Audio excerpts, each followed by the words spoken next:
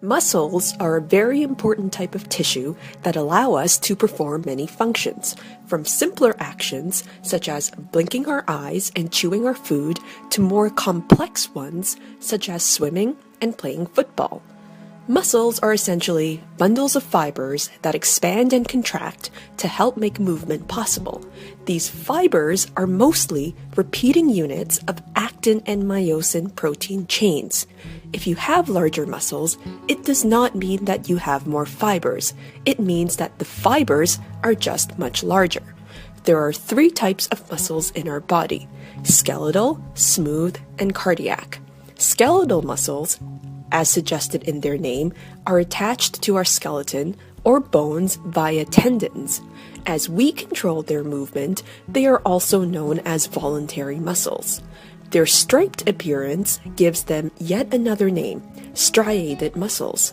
These muscles enable us to walk, stop, and lift things up in our arms. There are two types of skeletal muscles: fast twitch and slow twitch.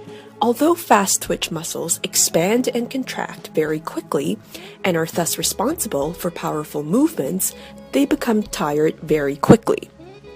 If you jump very quickly into the air, you can probably only do it a few times before feeling exhausted. On the other hand, slow twitch muscles move much slower, but tire a lot less easily.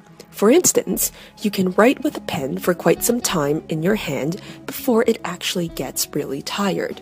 Smooth muscles, which make up your blood vessels, stomach lining, and other organ linings, are involuntary muscles as their movement is not under our control. For example, it is impossible for us to tell our stomach to churn and digest our food faster. Cardiac muscles that make up our heart are able to work continuously without tiring. Like smooth muscles, cardiac muscles are also involuntary. We cannot make our heart work faster or slower. In conclusion, there are three types of muscles found in our body, all of which have specific structures and functions.